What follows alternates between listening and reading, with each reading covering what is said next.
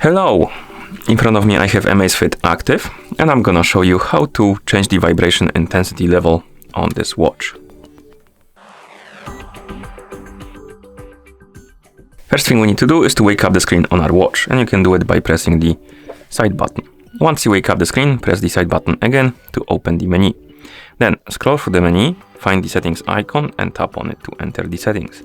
In settings, find the option called sounds and vibration and tap on it, and here find the option called vibration intensity. It's at the bottom of the menu.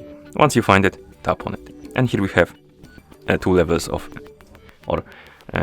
intensity of the vibration. We have enhanced and standard. Select the one you like and then press the side button to go back to watch face. And that's how you change the vibration intensity level on this watch. Thank you for watching. If you found this video helpful, please consider subscribing to our channel and leaving a like on the video.